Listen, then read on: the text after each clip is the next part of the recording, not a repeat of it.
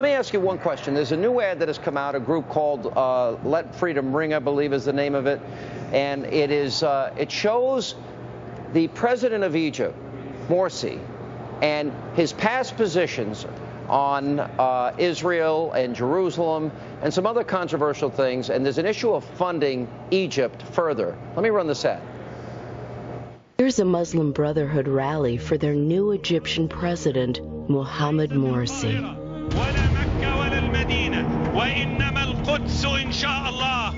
They want to conquer Israel and renew long-severed ties with Iran, a country building nuclear weapons to slaughter the Israeli people. Death to Israel. The Muslim Brotherhood's top leaders even write about taking over America. President Obama, you invited the Muslim Brotherhood to the White House, legitimizing a group that wants to undermine America and destroy Israel?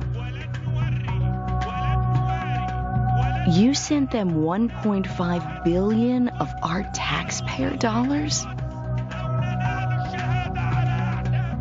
Why, Mr. President?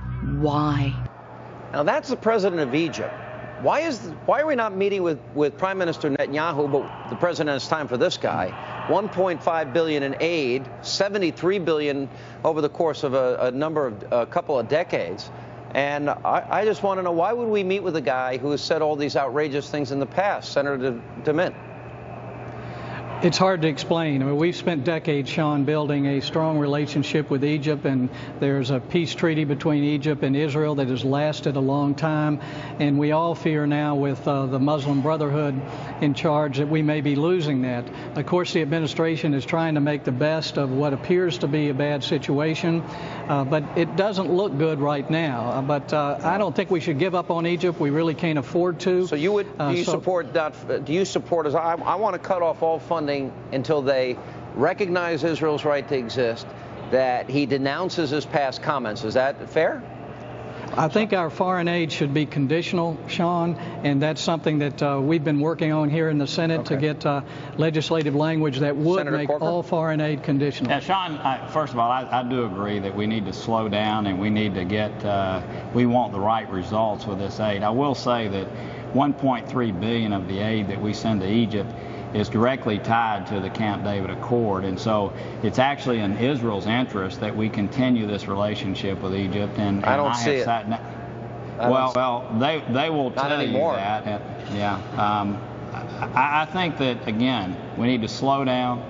We need to understand what the leadership of Egypt is going to do as it relates to Israel the and some of Muslim the other Brotherhood. national interests. Yeah. It's Sean, the Muslim Brotherhood was saying during the Arab Spring, which is now the Arab winter nuclear nightmare, which is coming, that prepare for war with Israel. The President Morsi has called the Israelis vampires. He says he wants the capital to be Jerusalem, not Cairo, Jerusalem. Well, we're going to solve a lot of this on November 6th, I hope, Sean. But in the meantime, every country that gets our support should have a list of conditions that they have to fulfill to continue to get that support. And Egypt would probably not meet those conditions right now. All right, guys, thank you for being with us. Appreciate it. We'll watch this very closely. And coming up, President, he's too busy to meet